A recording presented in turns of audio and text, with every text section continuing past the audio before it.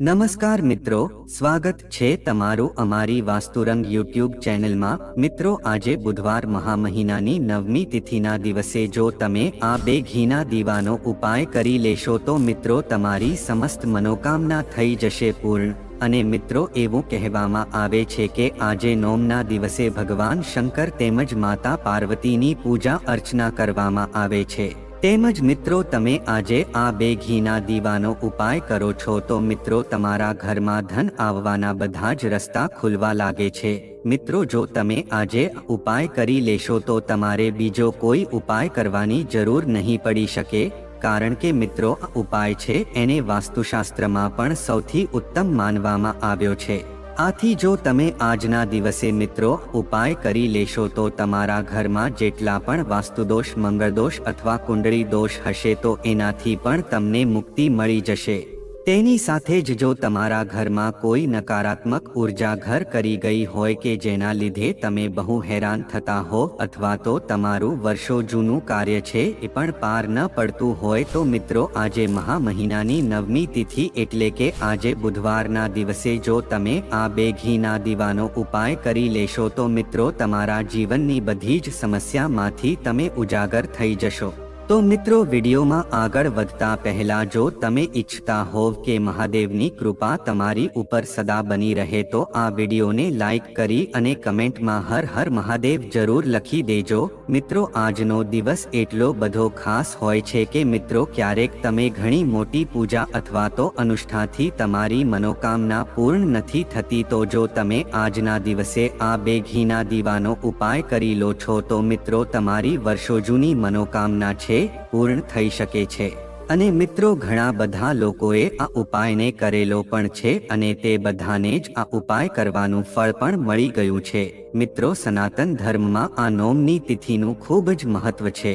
આપણા રોજિંદા કાર્યોમાં પણ આ તિથિ ખૂબ જ મદદરૂપ સાબિત થઈ શકે છે, કારણ કે તેના પરથી એ જાણવા મળે છે કે આજે કયા સમયે કરેલું કામ આપણને શુભ પરિણામ આપી શકશે।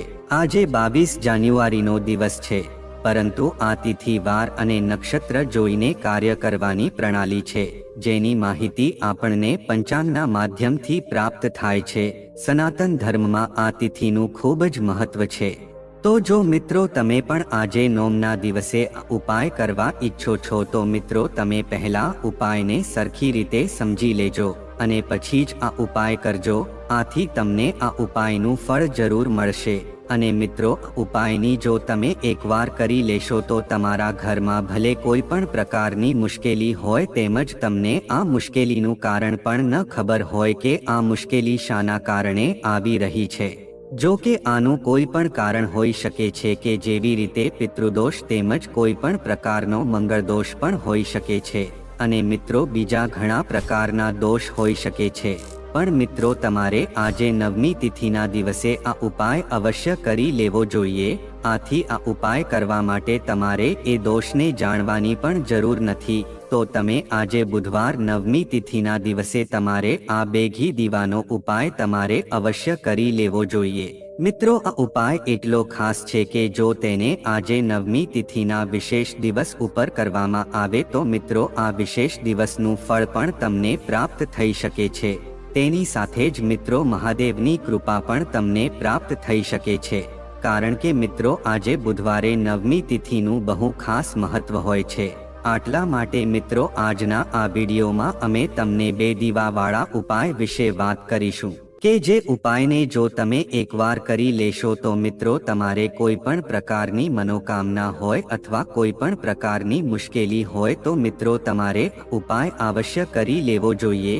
તેની સાથે જ મિત્રો જો તમારા ઘરમાં પૈસા આવવાનું બંધ થઈ ગયું હોય તેમજ મિત્રો તમારો ધંધો તેમજ તમારી નોકરી જો સરખી રીતે ચાલતી ન હોય કે જેના લીધે મિત્રો તમારા ઘરમાં આર્થિક સમસ્યા છે એમ જ બનેલી રહે છે, તેમજ મિત્રો ઘરનો કોઈ સદસ્ય જો એમ જ બીમાર રહેતું હોય તેમજ ઘરના સભ્યો વચ્ચે લડાઈ ઝઘડો થઈ જતો હોય તેમજ ઘરના સભ્યો વચ્ચે મનમેળ ન બેસતો હોય તો મિત્રો જો તમારા જીવનમાં આવી પરિસ્થિતિ આવી જાય તો મિત્રો હવે તમારે કોઈ પણ ચિંતા કરવાની જરૂર નથી।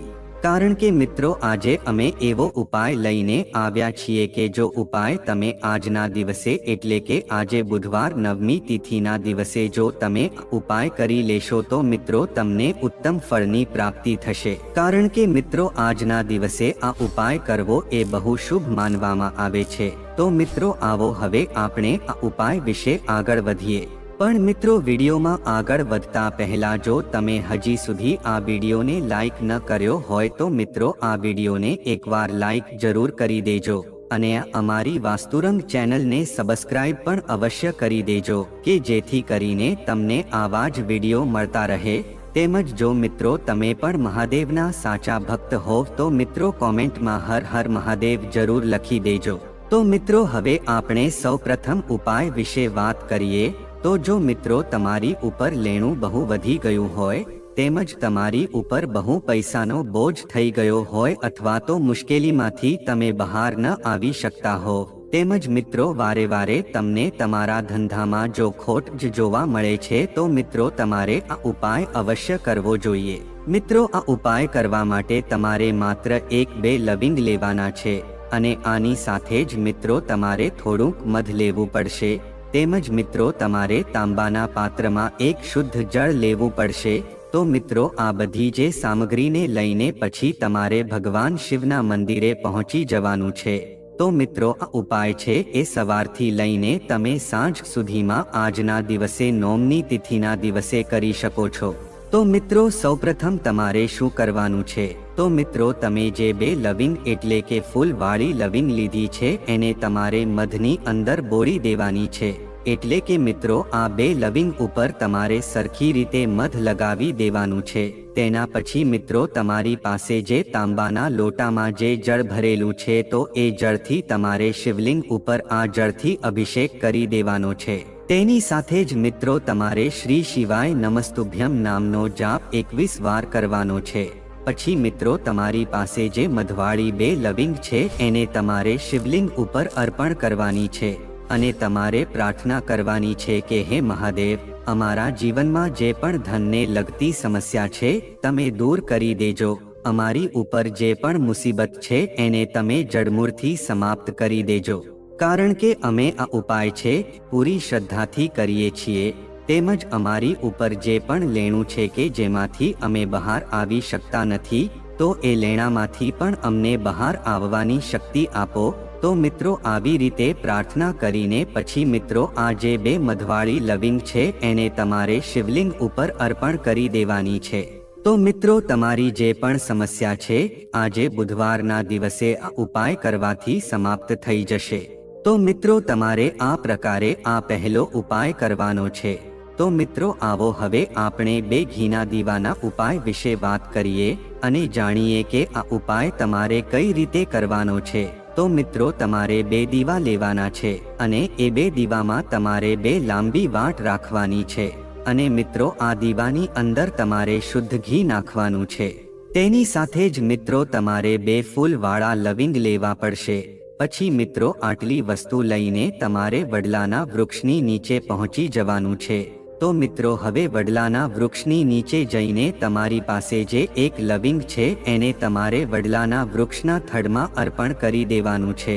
તો મિત્રો જો તમારા જીવનમાં કોઈ મોટી મુશ્કેલી આવવાની હોય તો મિત્રો તે મુશ્કેલી છે ત્યાં ઉપાયના માધ્યમથી દૂર થઈ જશે। તેમજ મિત્રો મહાદેવની કૃપા પણ તમને પ્રાપ્ત થશે કે જે પણ મોટી મુશ્કેલી તમારી ઉપર આવવાની હશે એ પણ દૂર થઈ જશે।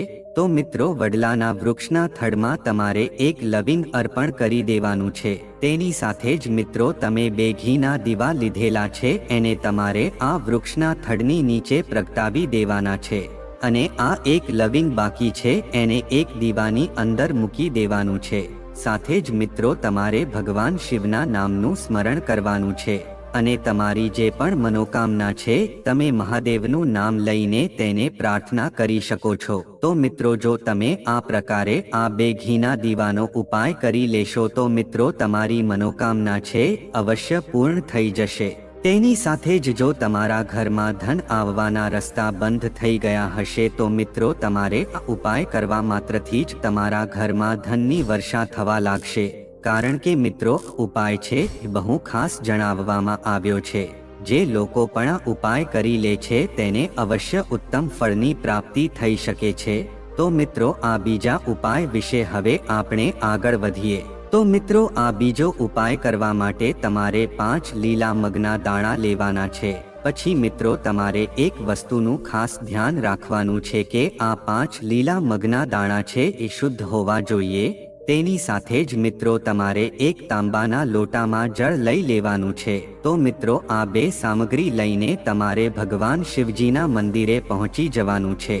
તો મિત્રો આ ઉપાયને તમે સવારે પણ કરી શકો છો અને સાંજના સમયે પણ કરી શકો છો. મિત્રો ભગવાન શિવના મંદિરે પહોંચીને પછી મિત્રો તમારી પાસે જે પણ 5 લીલા મગ છે એમાંથી મિત્રો પહેલો જે લીલો મગ છે એને તમારે શિવલિંગની સામે જે નંદી મહારાજ જે હોય છે અને એનો જે પગ ઊભો હોય છે તો એને તમારે આ પહેલો મગ અર્પણ કરી દેવાનો છે. અને સાથે જ મિત્રો તમારે ઓમ નમઃ શિવાય મંત્રનો જાપ કરી લેવાનો છે. પછી મિત્રો તમારે બીજો મગ લેવાનો છે અને શિવલિંગ ઉપર જે શ્રી ગણેશ વાળું સ્થાન હોય છે ત્યાં તમારે આ બીજો મગ સમર્પિત કરી દેવાનો છે. એટલે કે મિત્રો જે રીતે શિવલિંગ સ્થાપિત હોય છે તો તેના આગળના ભાગમાં તમારે આ બીજો લીલો મગ અર્પણ કરી દેવાનો છે. અને સાથે જ તમારે ઓમ નમઃ શિવાય અને શ્રી ગણેશાય નમઃ મંત્રનો જાપ કરી લેવાનો છે. તેમજ મિત્રો આ ત્રીજો લીલો મગ છે તમારે અશોક સુંદરીના સ્થાન ઉપર અર્પણ કરી દેવાનો છે કે જે સ્થાન મિત્રો શિવજીને બહુ પ્રિય છે. મિત્રો શિવલિંગની જે જળધારી હોય છે કે જ્યાંથી જળ વહીને આવે છે તો ત્યાં તમારે આ ત્રીજો મગ છે ત્યાં સમર્પિત કરી દેવાનો છે. અને સાથે જ તમારે ઓમ નમઃ શિવાય મંત્રનો જાપ પણ કરી લેવાનો છે. હવે મિત્રો ચોથો જે લીલો મગ છે એને તમારે શિવલિંગની ઉપર જે કાર્તિકજીનું સ્થાન હોય છે તો ત્યાં તમારે આ ચોથો મગ અર્પણ કરી દેવાનો છે. અને ત્યાં પણ મિત્રો તમારે ઓમ નમઃ શિવાય મંત્રનો જાપ કરી લેવાનો છે. અને હવે તમારી પાસે જે પાંચમો અને અંતિમ મગનો દાણો છે એને તમારે જે પણ તમે એક લોટો જળ લીધું છે એની અંદર તમારે નાખી દેવાનો છે. અને મિત્રો તમારે એ પાંચમા મગવાળા પાણીથી તમારે શિવલિંગ ઉપર જળથી અભિષેક કરી દેવાનો છે. મિત્રો જ્યારે પણ તમે તેને જળ અર્પણ કરો છો તો ત્યારે તમારે ધીમી ધારે જળ અર્પણ કરવાનું છે અને સાથે જ ઓમ નમઃ શિવાય મંત્રનો જાપ કરવાનો છે. પછી મિત્રો તમારે શિવલિંગની બાજુમાં બેસીને ભગવાન શિવને પ્રાર્થના કરવાની છે. તેમજ જો મિત્રો તમે પોતાના બાળકો માટે અથવા તો તેની પ્રગતિ માટે આ ઉપાય કરતા હોવ તો તેના માટે પણ પ્રાર્થના કરવાની છે. અથવા તો જો તમારો ધંધો સરખો ચાલે તેના માટે તમે પ્રાર્થના કરતા હોવ તો એની કામના કરતાની સાથે જ તમારે ભગવાન શિવને પ્રાર્થના કરવાની છે. તેમજ જો તમે પોતાની નોકરી માટે અથવા તો કોઈ તમારા ઇન્ટરવ્યૂ માટે તમે આ ઉપાય કરી રહ્યા હોવ તો તમે તેની કામનાની સાથે ભગવાન શિવના નામનું સ્મરણ કરી શકો છો. તો મિત્રો જે કોઈ વ્યક્તિ આ ઉપાયને કરી લે છે તો મિત્રો તમે વિશ્વાસ રાખજો કે તમારા જીવનમાં બધા જ સંકટો જે છે અથવા તો જે પણ બાધા છે દૂર થઈ જશે. તેમજ મિત્રો જીવનમાં પ્રગતિ અને ઉન્નતિને યથાવત રાખવા માટે આ વાસ્તુ નિયમોનું પાલન જરૂરી છે. આ નિયમોની અવગણના કરવાથી આર્થિક તંગીનો સામનો કરવો પડે છે. અમુક વાસ્તુ ઉપાયો દ્વારા પોતાના આર્થિક જીવનમાં સુધાર લાવી શકાય છે. જ્યોતિષ અનુસાર આર્થિક સ્થિતિ સુધારવા માટે આ પ્રકારના વાસ્તુ ઉપાય કરી શકાય છે. તો મિત્રો દરરોજ સવારે ઘરના બારી દરવાજા ખોલવા જોઈએ. જ્યારે સૂર્ય ઉગે છે તો તેના કિરણો ઘરની અંદર આવવા લાગે છે જેનાથી ઘરની સકારાત્મક ઉર્જા વધે છે. તેના ઉપરાંત પ્રાકૃતિક રોશનીથી વાસ્તુ દોષ ઓછો થઈ જાય છે. તેમજ મિત્રો વાસ્તુમાં શંખ અને પિરામિડને ખૂબ જ શુભ અને સકારાત્મક ઉર્જાથી ભરપૂર માનવામાં આવ્યો છે અને શંખને પૂજા સ્થળ પર રાખવો જોઈએ. પિરામિડને ઘરની ઉત્તર દિશામાં રાખવાથી ધન પ્રાપ્તિની ઈચ્છા જલ્દી પૂરી થઈ જાય છે. આ ઉપરાંત મિત્રો વાસ્તુ અનુસાર ઘરના પ્રવેશ દ્વારની દેખરેખ સારી રીતે કરવી જોઈએ. પ્રવેશ દ્વારની દેખરેખ ઘરની સુરક્ષા, સાફ સફાઈ અને સંતુલિત ઉર્જા માટે મહત્વપૂર્ણ છે. તથા જો ઘરના નળમાંથી પાણી ટપકે છે તો તેને તરત ઠીક કરાવી લેવું જોઈએ. જળને ધનનું રૂપ માનવામાં આવે છે વાસ્તુશાસ્ત્ર અનુસાર નળ કે ટાંકમાંથી બિનજરૂરી પાણી વહી જવું શુભ નથી માનવામાં આવતું. આ ભૂલ થવાની ઘરમાં ધનની હાનિ થઈ શકે છે. તેમજ મિત્રો, ઘરની તિજોરીને દક્ષિણની દિવાલથી અડાવીને રાખજો, જેથી તેનો દરવાજો ઉત્તરની તરફ ખુલે. તેના પાછળનું વૈજ્ઞાનિક કારણ એ છે કે સૂર્યના કિરણો પૂર્વમાંથી આવે છે અને દક્ષિણની દિવાલને પ્રકાશિત કરે છે. તેમજ મિત્રો, વાસ્તુમાં કનકધારા સ્તોત્રનો પાઠ કરવો ઉત્તમ માનવામાં આવે છે. કનકધારા સ્તોત્ર એટલે કે સ્વર્ણ કે ધનની વર્ષા કરવા માટે મંત્ર. આ સ્તોત્રનો પાઠ શુક્રવાર, પૂર્ણિમાના દિવસે, દિવાળી અને સંભવ હોય તો નિયમિત કરવો જોઈએ. તેમજ ઘરના મેઇન ગેટ પર તુલસીનો છોડ રાખવો જોઈએ. વાસ્તુશાસ્ત્ર અનુસાર આમ કરવાથી આર્થિક સ્થિતિમાં સુધાર થાય છે. તેના ઉપરાંત ઘરની પૂર્વ કે ઉત્તર દિશામાં તુલસીનો છોડ રાખવો યોગ્ય માનવામાં આવે છે. તેમજ મિત્રો, શુક્રવારને માં લક્ષ્મીનો દિવસ માનવામાં આવે છે. એવું પણ માનવામાં આવે છે કે જો તમે શુક્રવારના દિવસે અમુક કામ કરો છો તો તમારા ઘરમાં ક્યારેય પૈસાની ખોટ નથી આવતી. સાથે જો તમારા પર કોઈ દેવું હોય તો તે પણ દૂર થાય છે. તો મિત્રો, માં લક્ષ્મીની કૃપા મેળવવા માટે કોઈ પણ શુક્રવારે આ ઉપાય જરૂર કરજો. મિત્રો, શુક્રવારના દિવસે કેળાના ઝાડની પૂજા કરવાથી માં લક્ષ્મીની કૃપા બની રહે છે. સાથે જ જો તમારા પર કોઈ દેવું હોય તો આ ઉપાય કરવાથી દેવું ઓછું થવા લાગે છે અને કેળાના ઝાડની પૂજા કરવાથી દેવાથી મુક્તિ પણ મળી શકે છે. તેમજ માં લક્ષ્મીની કૃપા મેળવવા માટે દર શુક્રવારે તુલસી અને શાલિગ્રામની પૂજા જરૂરથી કરવી જોઈએ. આ પૂજાથી માં લક્ષ્મી ખૂબ જ ખુશ થાય છે. જ્યાં પણ ભગવાન વિષ્ણુની પૂજા થાય છે ત્યાં માં લક્ષ્મી હોય છે. માં લક્ષ્મીની કૃપા મેળવવા માટે દર શુક્રવારે તુલસી પાસે દીવો જરૂરથી પ્રગટાવવો જોઈએ. માં લક્ષ્મીની કૃપા મેળવવા માટે તમારે ઘરમાં કોળી શંખની માળા જરૂર રાખવી જોઈએ. એવું માનવામાં આવે છે કે કોળીઓને ઘરમાં રાખવાથી ઘરમાં સકારાત્મક ઉર્જા આવે છે. સમુદ્રમાંથી માં લક્ષ્મી પ્રગટ થયા છે અને કોળીઓ પણ સમુદ્રમાંથી નીકળે છે. આ જ કારણથી માં લક્ષ્મીને કોળીઓ ખૂબ જ પસંદ છે. આને ઘરમાં રાખવાથી માં લક્ષ્મીની કૃપા હંમેશા તમારી સાથે બની રહે છે. તો મિત્રો, જો આ માહિતી તમને ગમી હોય તો વિડીયોને લાઈક કરી અને ચેનલને સબસ્ક્રાઇબ પણ કરી દેજો, કે જેથી કરીને અમે રોજ વાસ્તુશાસ્ત્રને લગતા વિડીયો લાવતા રહીએ. તમારો દિવસ શુભ રહે. મિત્રો, ધન્યવાદ.